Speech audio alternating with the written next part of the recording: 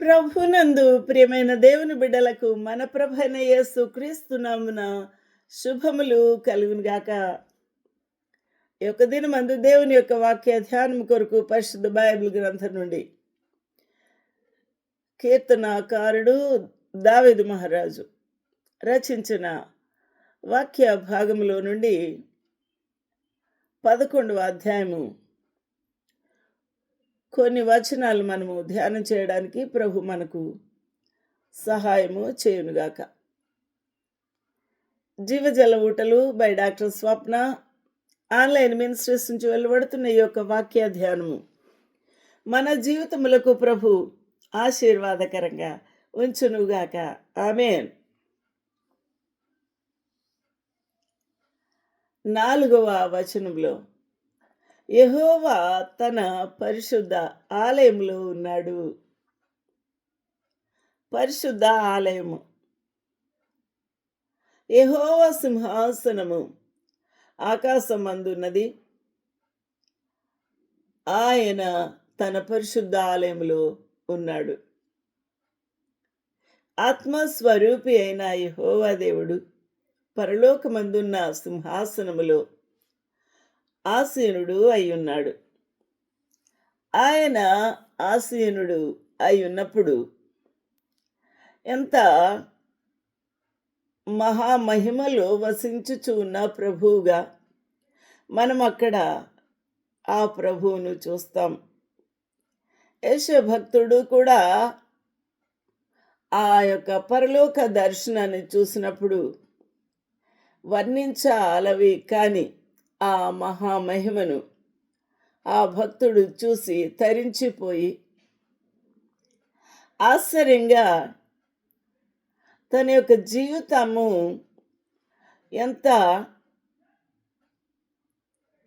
పాపభూయిష్టంగా మారిపోయిందో ఉన్నదో, ఆ ప్రభు ఎంత పరిశుద్ధుడో, నేను ఎలాంటి వాడుగా ఉన్నాను అనేది తనను తాను గ్రహించుటకు ఆ పరిశుద్ధాత్మ స్వరూపి యేషయ భక్తునికి బయలుపరిచినప్పుడు అయ్యో అని సరిచేసుకుంటూ ప్రభు సన్నిధిలో ఆ యొక్క దర్శనము చూసినప్పుడు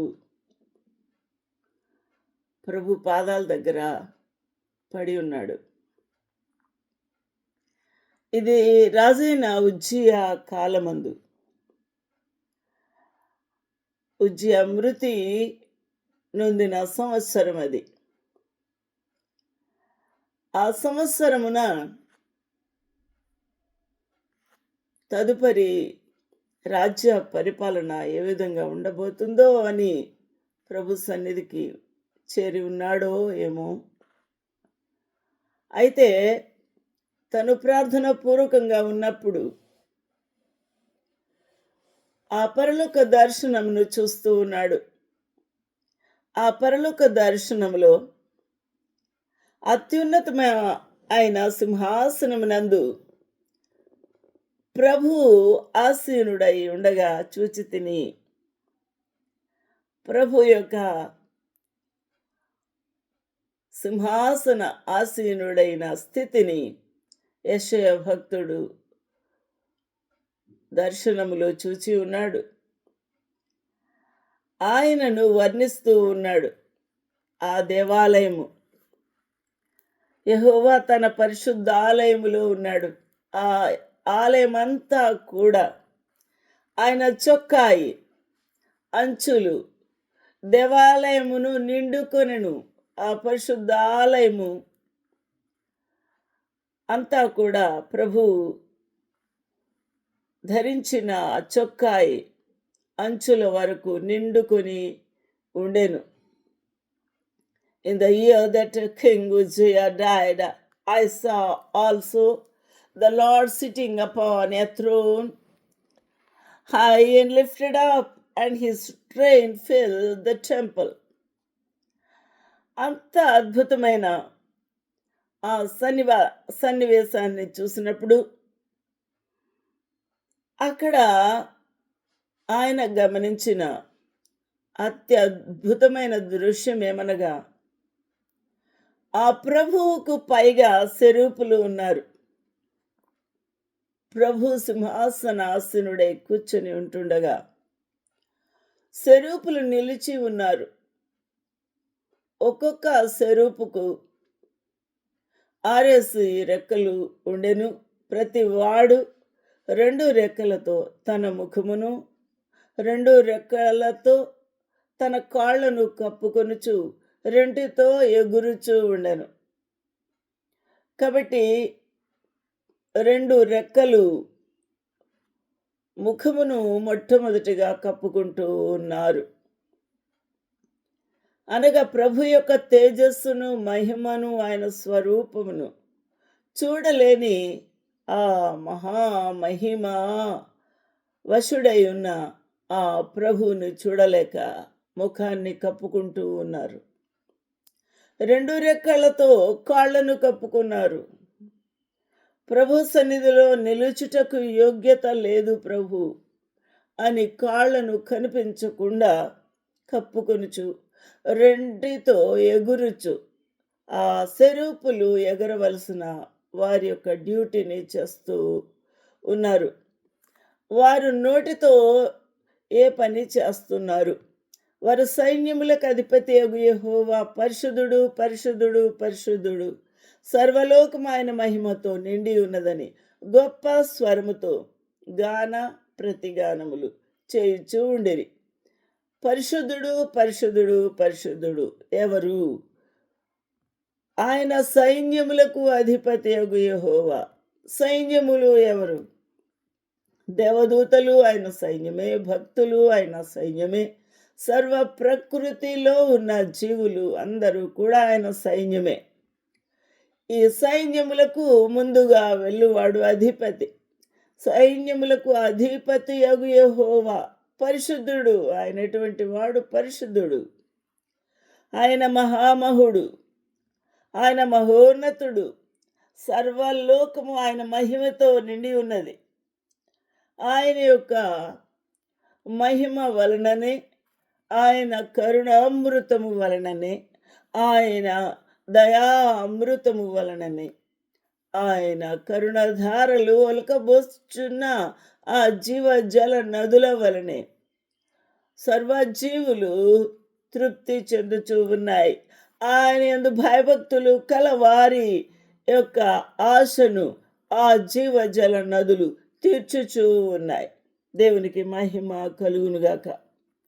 అందువలన ఆయన యొక్క వాక్యముతో, జీవజలములతో, ఆయన సన్నిధి ప్రకాశముతో సర్వలోకము నిండి ఉన్నది ఆ ప్రభు యొక్క మహిమతో అని గొప్ప స్వరముతో గానము చేయుచూ ఉండగా, ప్రతి గానము అక్కడ చేయువారు దూతలు, భక్తులు ఉన్నారు.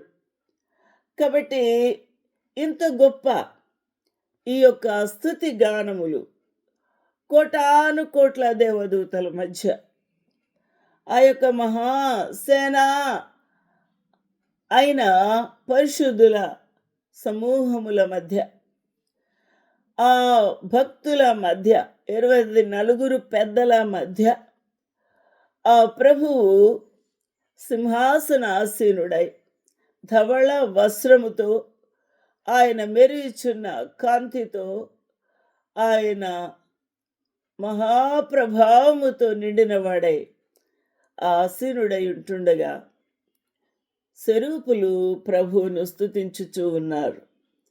సెరూపులు ఆ విధంగా స్తుతించుచూ ఉంటే ప్రతి గానములు సర్వలోకములో ఉన్న, పరలోకములో ఉన్న భక్తులు, దూతలు ప్రతి గానము చేయుచూ ఉండిరి.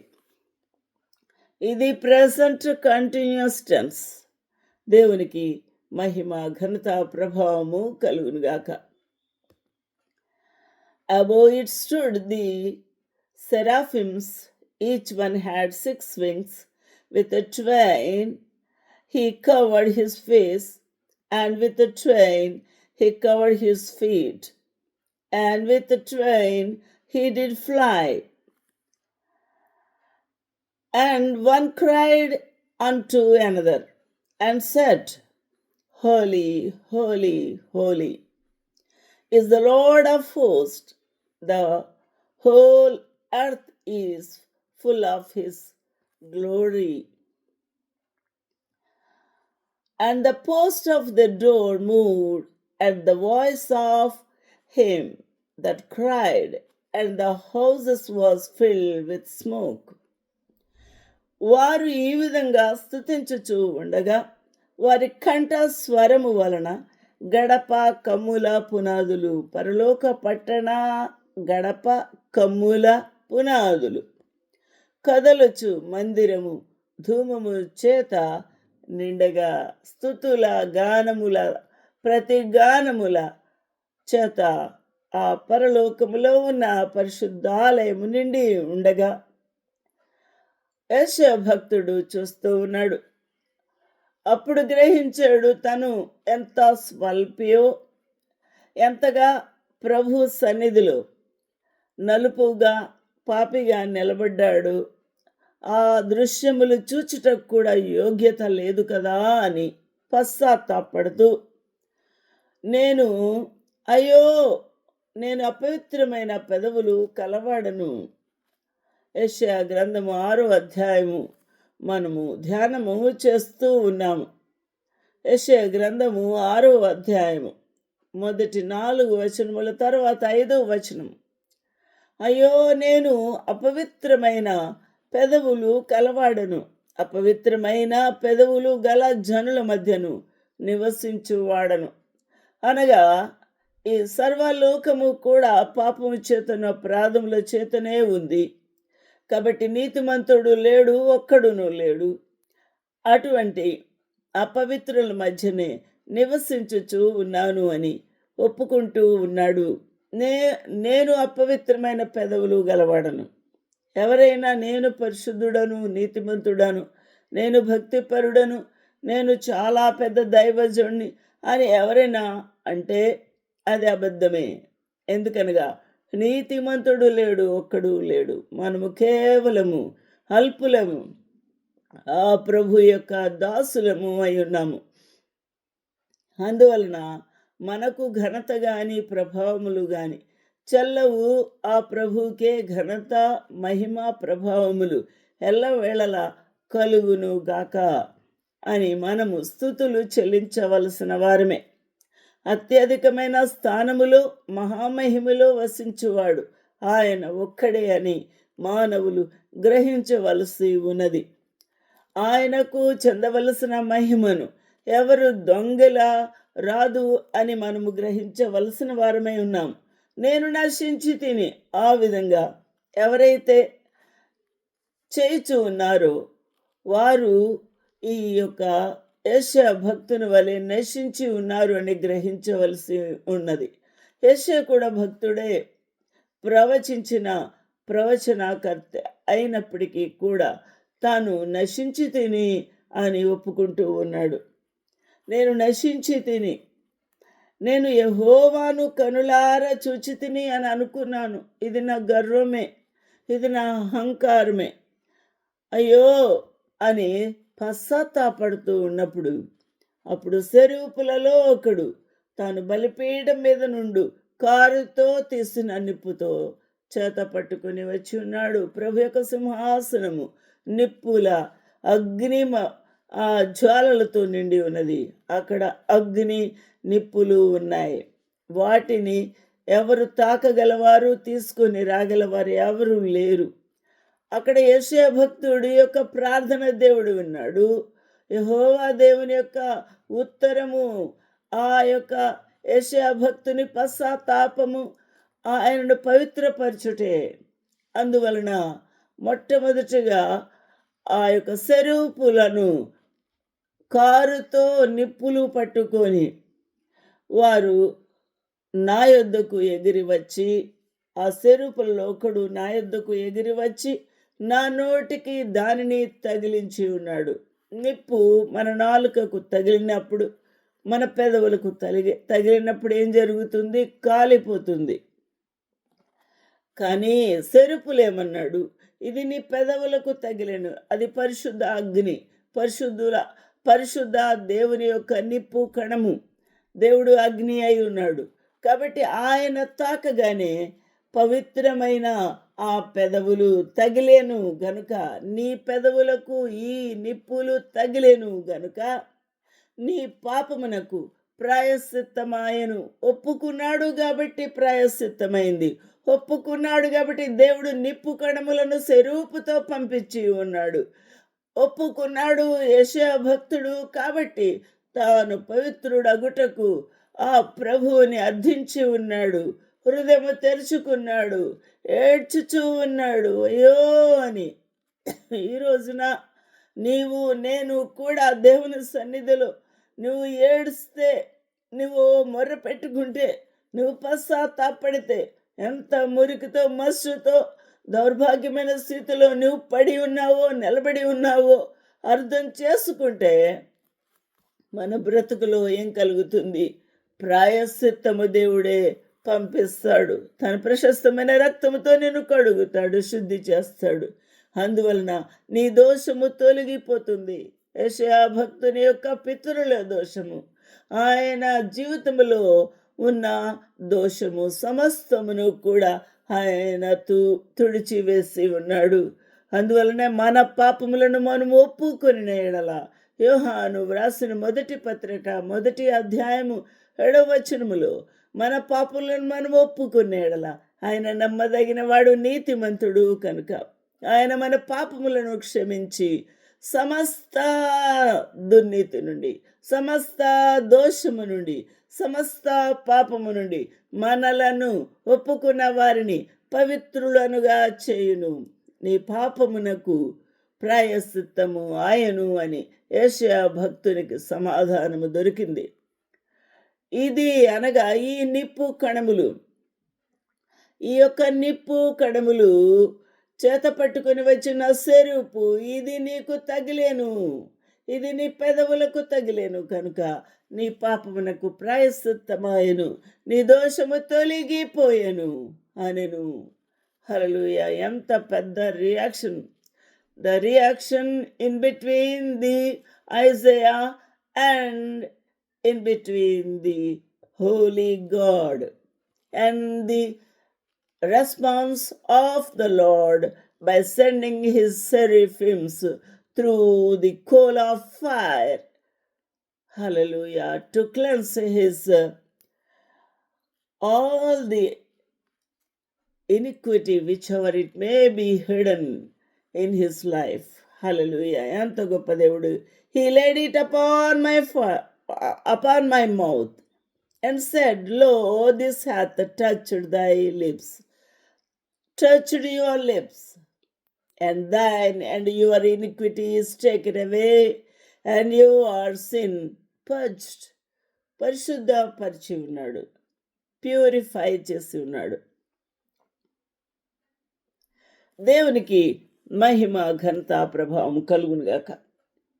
ఈ రోజున నీవు ఆలోచన చేసుకోవాల్సిన విషయం ఏమనగా, పరిశుద్ధుడైన మన ప్రభువు నిన్ను శుద్ధి చేయడానికి, నీ పాపమును క్షమించుటకు, నీ యొక్క దోషమును పరిహరించుటకు, తొలగింప చేయుటకు ఆ ప్రభు నిత్యము శుద్ధుడుగా చేసి నిన్ను పవిత్రుడుగా, పరిశుద్ధుడుగా, నీతిమంతుడుగా తీర్చిదిద్దాలనే ఆశ కలిగి ఉన్నాడు. కానీ నీవు సిద్ధంగా ఉన్నావా?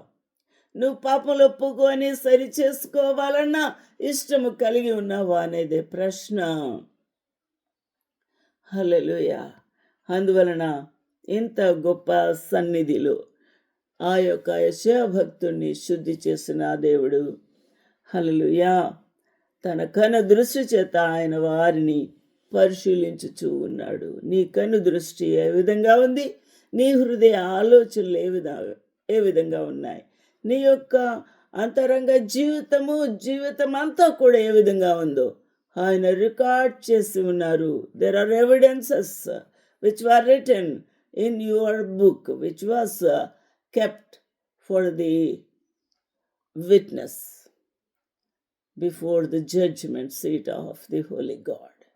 ఆ యొక్క సింహాసనములో న్యాయ తీర్పులా ప్రభు కూర్చున్నప్పుడు ఆయన ఈ యొక్క సాక్ష్యాధారాలను ప్రవేశపెట్టినప్పుడు నీపై నేరము మోపుటకు సిద్ధంగా ఉన్నాయి.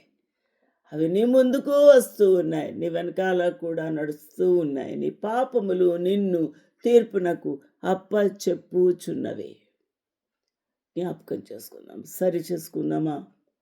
ఈ సంవత్సరము నూతనమైన తీర్మానముతో, నూతనమైన విధానములో నేను పాపము చేస్తున్నాను, అయ్యో అపవిత్రమైన పెదవులు కలవాడను అని నీవు పశ్చాత్తాపడితే ఆ ప్రభు నిన్ను శుద్ధి చేయుటకు ఇష్టపడుతూ ఉన్నాడు. ఆయన ఎప్పుడు సిద్ధంగానే ఉన్నాడు. ఆయన యెషయా భక్తుని యొక్క మొర్రకు రెస్పాండ్ అయ్యి స్వరూపునే పంపించాడు. తన వద్ద మండుతూ ఉన్న ప్రకాశించుచున్న నిప్పు కణములను కారు చిచ్చుతో పట్టుకొని వెళ్ళి ఆయన పెదవులను తాకించుటకు పంపించిన మహాప్రభు. అట్టి దేవునికి మహిమ, ఘనత, ప్రభావములు కలుగుగాక. నువ్వు పశ్చాత్తాపడితే నిన్ను శుద్ధి చేస్తాడు. ప్రభు నీతో మాట్లాడునుగాక. ఆమేన్.